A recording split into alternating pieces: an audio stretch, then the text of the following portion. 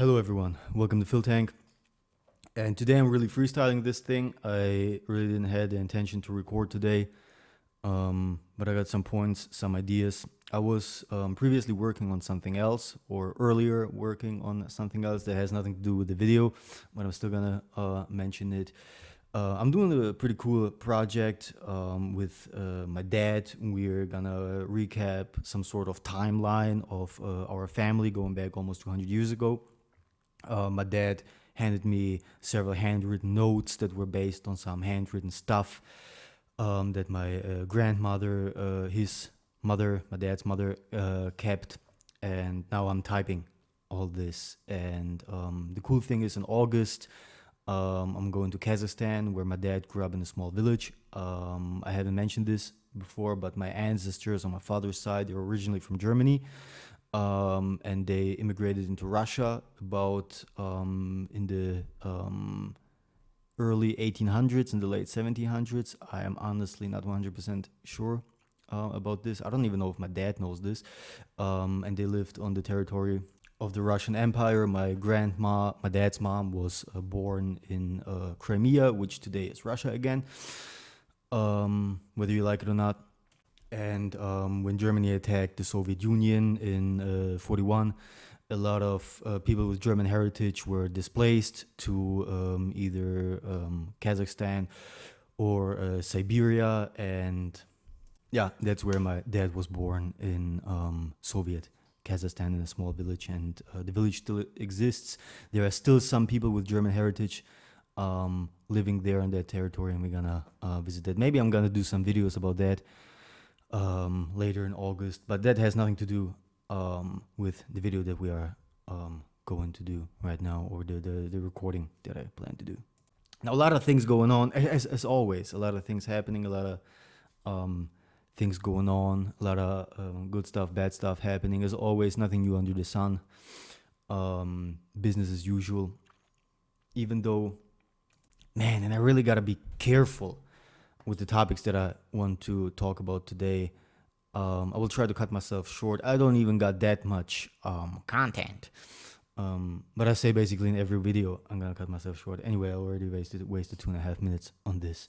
I really gotta be careful not to sound demoralizing, because I mentioned it in the beginning of every video that I am not here to demoralize. I don't want to demoralize. There are obviously people out there that are paid to demoralize, or they're just being demoralizing and not even realizing that, with the things, with the information that they put out and the way that they put out the information. And obviously a lot of stuff that is demoralizing out there is generating engagement, whether it's willingly or the deliberate spread of quote unquote rage bait. Every man is a rapist, white people are evil, blah, or just a lot of negative content out there that for some odd reason is getting a lot of views. Like, I'm gonna rank the most deadliest drugs, and who the fuck needs shit like that? Who watches things like that? Anyway, not here to criticize what goy slop people are consuming.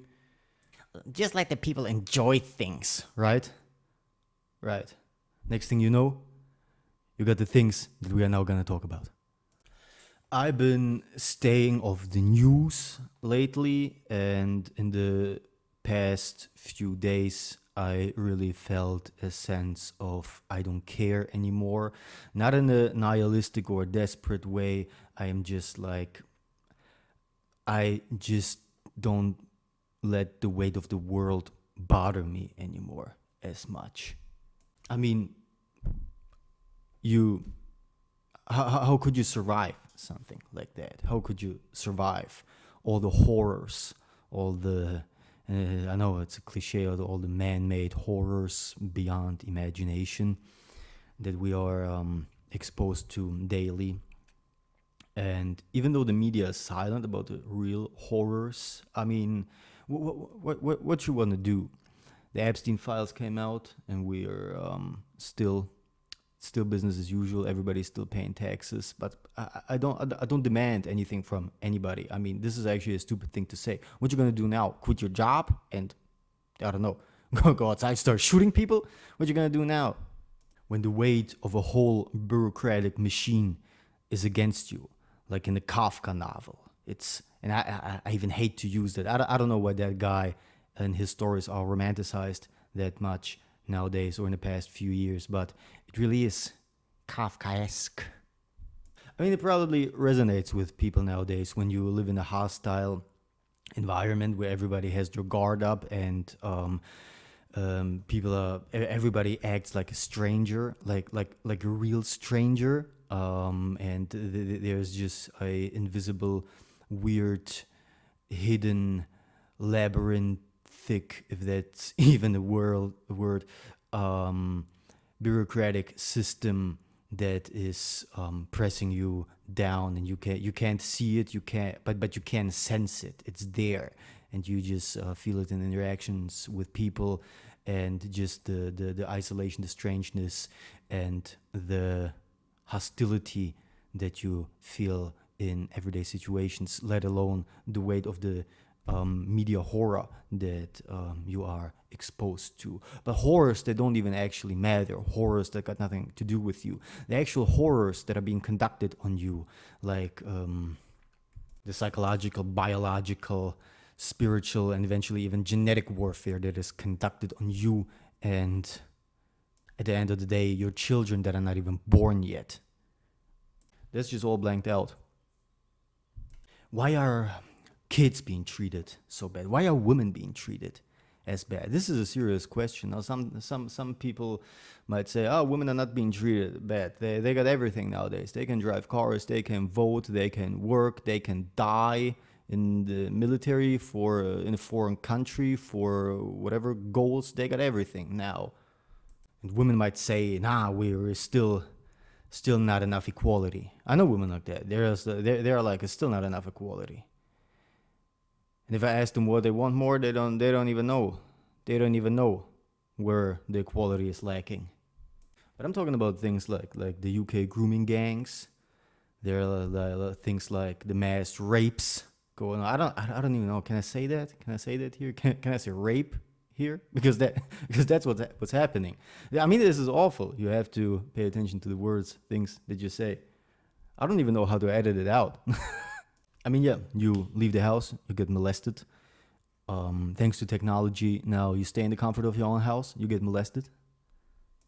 You want to measure the health of a civilization, you want to measure the health of a country, of a nation. Take a look at how they treat their people. Take a look at how they treat their women and their children. Now they treat their children as a burden. Having children as a burden, as a toil. It's unaffordable.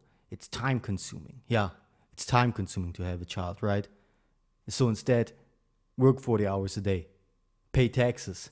The only right that you have is, well, get rid of the child. Charles Carroll had this funny bit where he said, imagine a time traveler from whatever 1802 would come now, travel into our time, and he would be like, "Wow, you got all this magic technology. You solved all the problems. You probably solved all the problems, right? Have you solved the problems of toiling for 40 hours a week?" And we would be like, "Nah, actually, we didn't really care about that, but we found a way to make women toil for 40 hours a week." They were really hot on paying income tax. We gotta get more income tax in, because the money is losing value with every year. We gotta get more of that in. We gotta convince women to don't have children, because your genetics are inhuman, freakish shit. Either way, we're gonna stop having children, go to work, and then get replaced by some of the fun people that we are importing in your country. By the way, if you get raped by one of those fun people, don't report it to the police, because that's racist and offensive. But stay cautious, because every man is a rapist. I mean, am I wrong? This is something, once again, not trying to get demoralizing here, not telling you to, I don't know what, get demoralized and everything is bad. I'm just saying that this is beyond Kafkaesque, isn't it? This is, well, beyond imagination. Now, I already mentioned this probably 100 times in my older videos. Go back and watch them, or if you don't want to, don't do it. There's probably gonna be like 2 people watching that past this point. or listening. All this stuff is more for listening, you know. But I already mentioned it hundreds of times that the only real war that is being fought, it's more hardcore than a world war. It's probably going to be the title of this, more hardcore than a world war.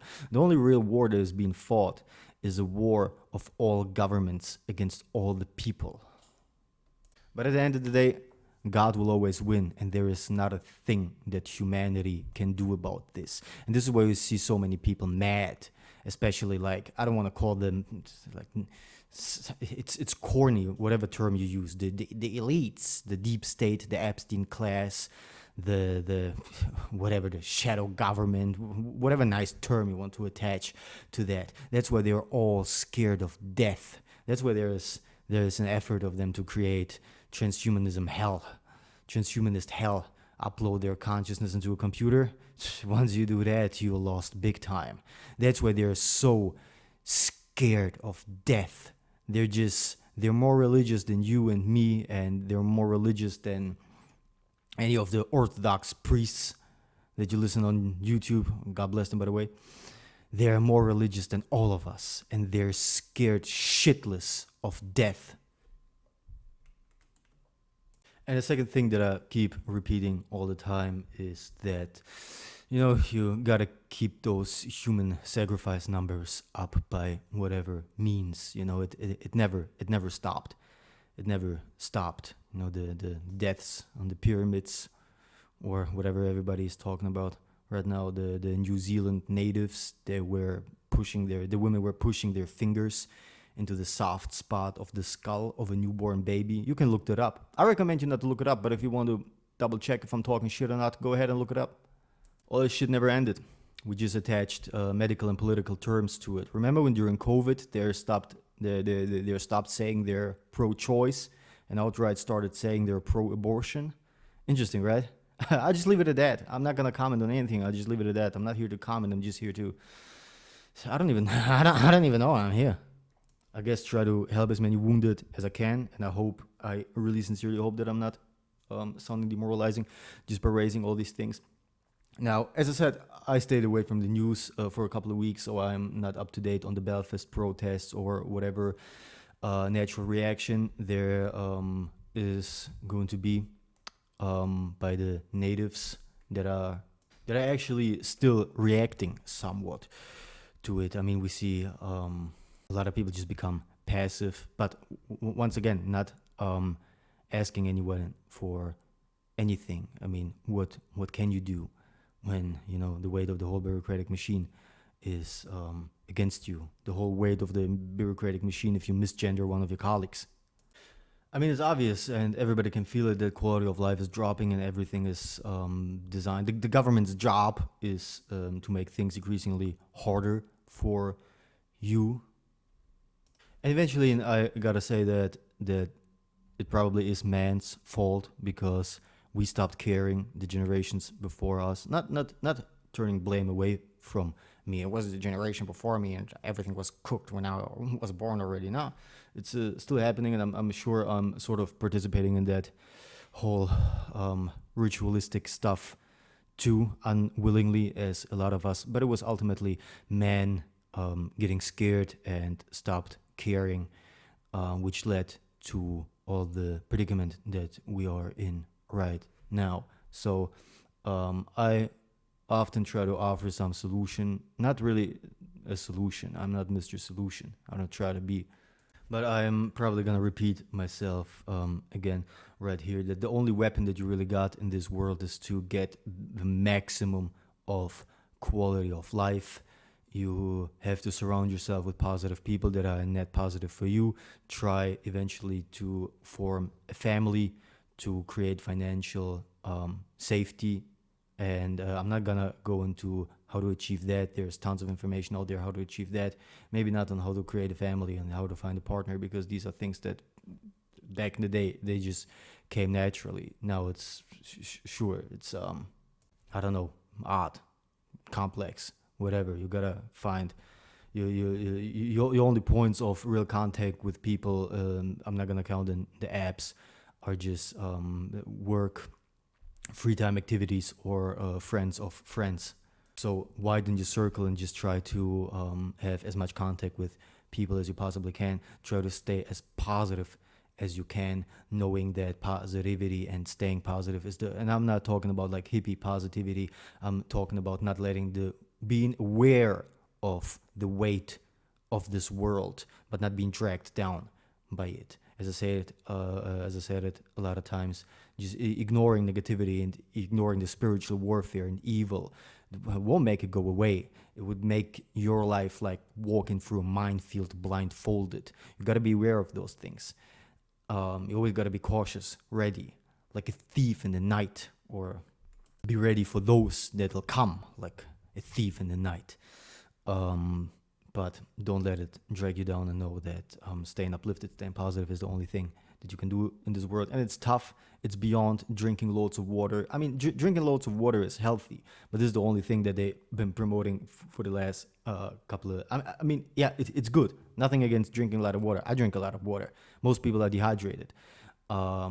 But it's been promoted excessively because you can drink loads of water while you are staying at a conveyor belt and working, or you are locked in the hell in cubicle form, and you just drink loads of water and you know, hustle, but ignore everything else, like a healthy diet and reducing stress and social connections and contacts with other people and good sleep, which is the most important thing of those, I would say. But just drink a lot of water. You can sit at your computer for the whole day and just drink a lot of water, and that's good. It's actually more than that. It's always more faceted than just drinking more water or whatever. And you got to be careful of all the people that offer you a quick solution, whether it's through some Andrew Tate pyramid scheme or the pharmaceutical sites of quick problem solvers. You got to stay away from them like they're the devil. And once again, you judge the health of a civilization by how it treats its women. Is there even Are there even politicians running on things like maternity leave, making it more easier for people, for young families to afford houses? I know that there's something like that in Russia going on, but if you say that out loud, you're immediately will get accused of something, which ultimately I don't care about.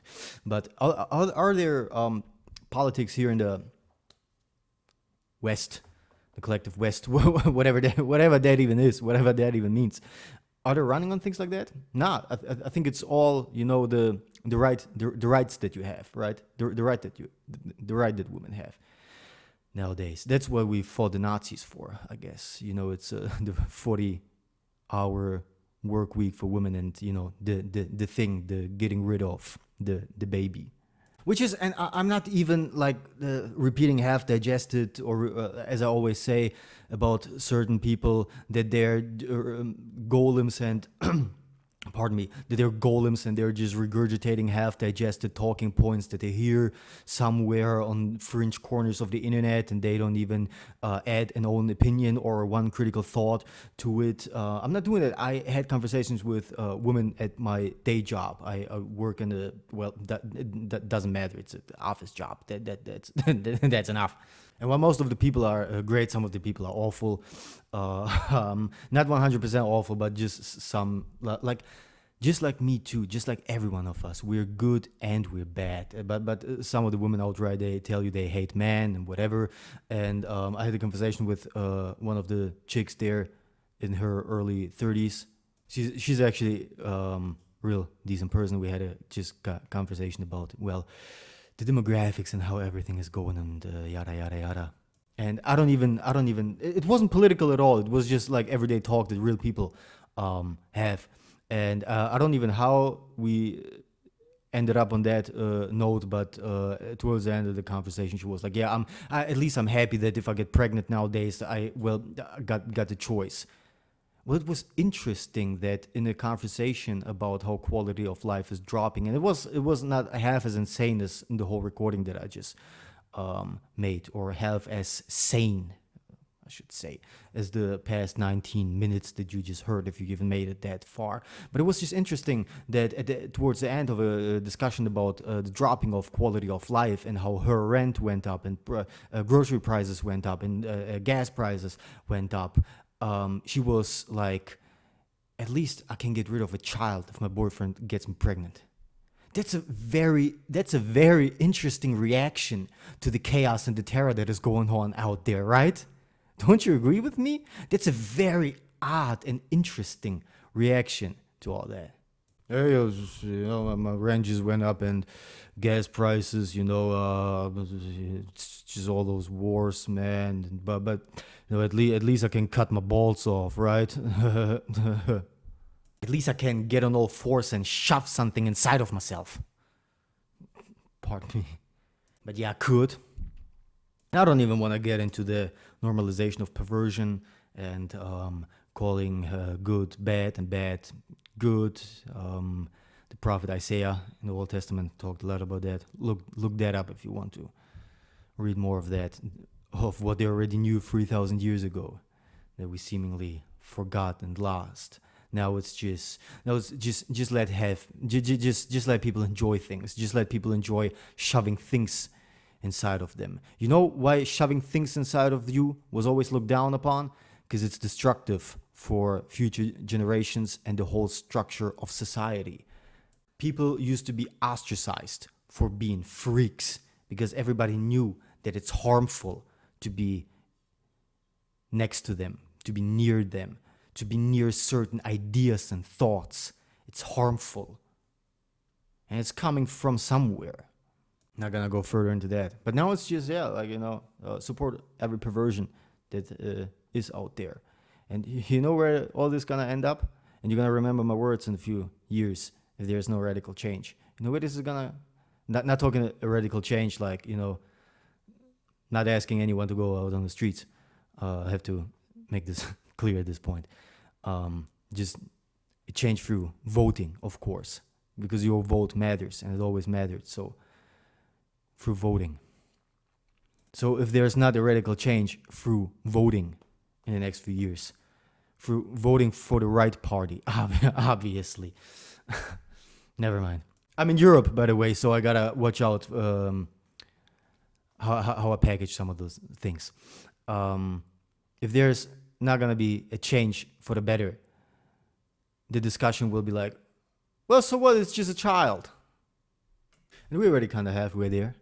I mean, most people now already know that the world is run by pederasts, by rich pederasts, and nobody is like. But once again, what should you do? What can you do? The only thing you can do is not to let this type of shit drag you down. Don't throw dirt on your soul by thinking too much about it and engaging too much in that. Don't stain your soul. I always say, would you give your eyesight for $1 million or for whatever? Probably not.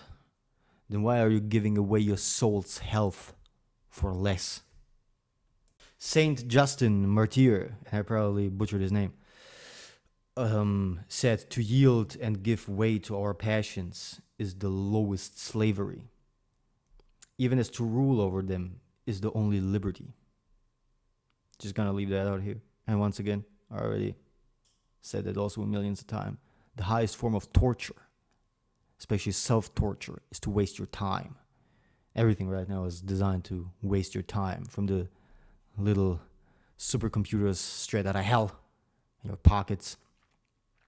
Not gonna sound like I hate technology and want to resist technology, like Kaczynski said. I think ultimately, there's people read the Unabomber manifesto. He was right about everything. He wasn't necessarily right about the part where you have to resist technology and blah and whatever. This is once again like, just turning you into a gold and letting the weight of the world just drag you down. It's eventually pointless. But dang, what was my point? Self-torture, right? Wasting your time. Self-torture. The highest form of torture is take your time away, which is the blood of your life.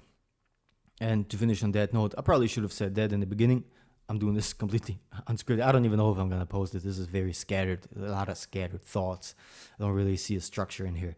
Mary Harrington, the author of the book Feminism Against Progress, you can think about that what you want, said that women have the power to create life, which makes them the ultimate enemy of technology. I'm just gonna leave that at the end. Think about that. God bless you all.